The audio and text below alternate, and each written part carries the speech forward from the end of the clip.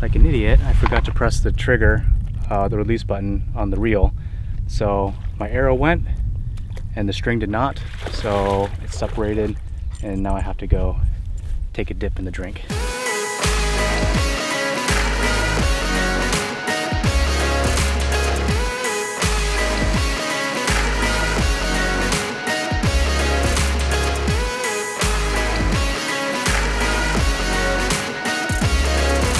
Hey guys, welcome back to the Setbacks channel. This is Andy from Inner Bark Outdoors, and this is day number 3 hanging out with me.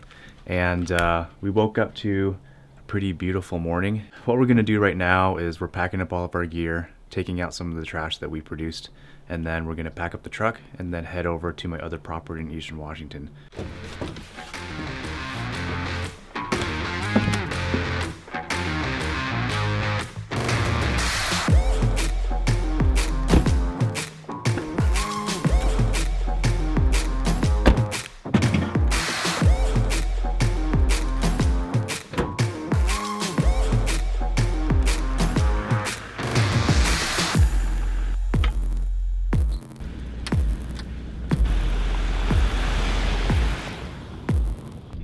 Alright, so it was a couple-hour drive to the next location, but we're here in my property over in Eastern Washington. And I own 40 acres over here, but the great thing about this piece of property is I have a fantastic neighbor who has water rights to a nearby creek. And the creek is amazing for bow fishing because I don't need a boat and all the fish seem to get funneled into one spot. So I can get usually 2 or 3 fish an hour on a slow day, and then on a really good day, you know, it's almost 1 every 5 minutes. So we're gonna go try this out. This is gonna be the first time that I'm gonna be shooting with a thumb release. This is one that we picked up on the way over just because with shooting such a small target I want as much accuracy as possible. So we're gonna try this out and go have it. So I'm gonna switch over from the hunting setup that I had previously when I was shooting the field tips, and I'm gonna go into a fishing setup. The great thing about a bow is it's so versatile. You know, you can get arrows for hunting big game, small game, even birds. There's special ones that'll dispatch a bird. And then also fishing. And the fishing setup's pretty inexpensive. You have a fishing specific reel. Like this is a Zebco, and it's quite bulky, and it's allowing us to put a lot of line out really fast. And we have 50-pound test cord right here. And then just a simple mount that goes where the stabilizer would go. So there's a few differences between a standard arrow like this and then a bow fishing arrow like this. The main thing off the bat is there's no vanes on the back of it. So the vanes on a regular arrow helps it stabilize in flight and make sure that the point is going the right direction. Well, you don't really have that issue when you're going through water because the water itself kind of keeps this thing going straight. But you'll also notice that the shaft is a lot heavier. You know, when you lift this up and you hold this in your other hand, this is probably like 5 times heavier than this one. And that's so it retains a lot of that energy while it's going through the water. Next would be the fact that it has a harpoon tip. There's a few different variations. This one is dubbed the garpoon. And when you have it in your bow, it looks a lot like that. And once it goes into the fish, it'll expand, and then it'll make it so that the fish can't escape, so that you don't have an injured fish swimming down the river somewhere. And to make it so that you can retrieve the fish again is a slider here.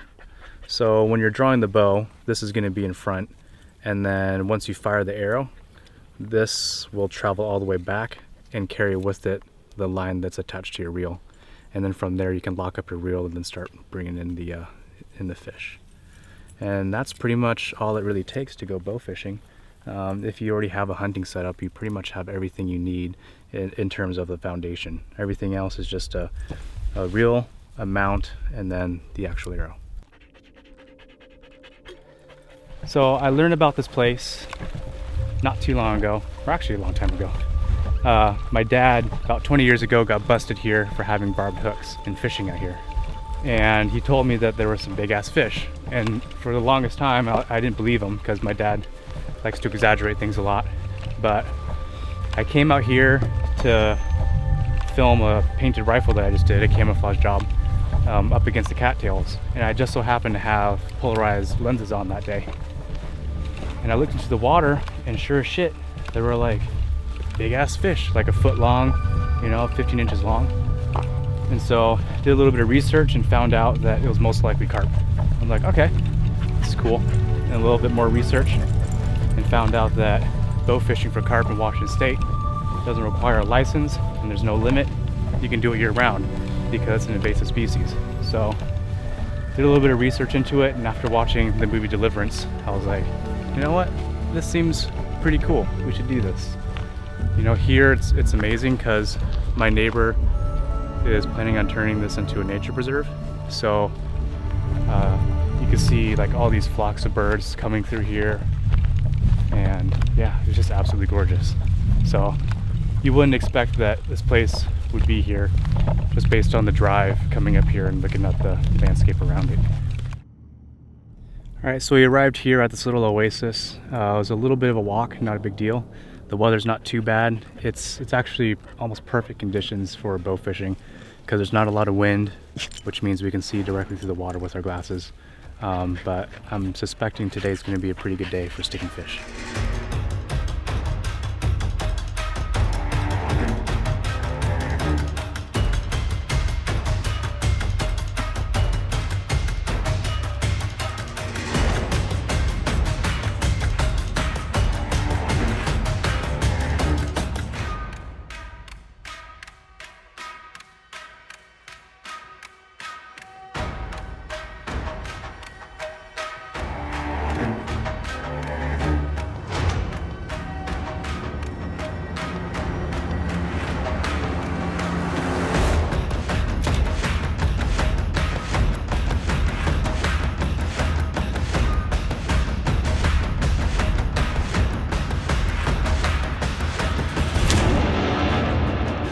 Like an idiot, I forgot to press the trigger, the release button on the reel. So my arrow went and the string did not, so it's separated, and now I have to go take a dip in the drink.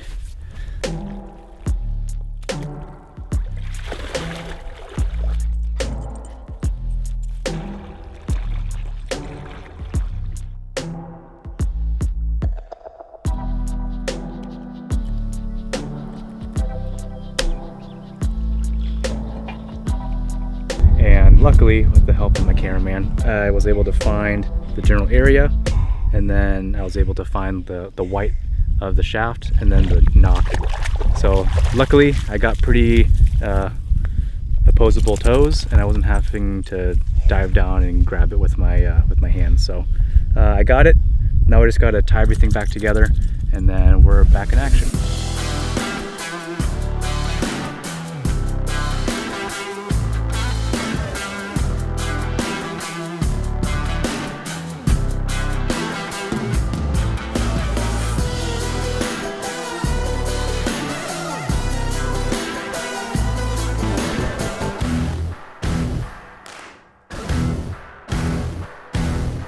All right, so we're finishing up bow fishing right now. We had absolutely perfect conditions when we first started. There was no wind, so I could see all the way through the water. It was sunny, so that I could actually get some photons bouncing back at me on the fish. And then my release was brand new out of the packaging, and it was working. Well, pretty much everything went out the window at some point. And so the wind picked up, the sun went away because the clouds came in, and I can't for the life of me get this release to work no matter how I try.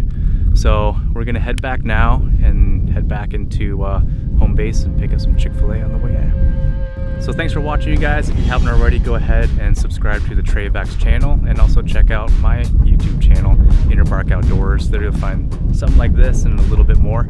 But as always, take care out there. Bye.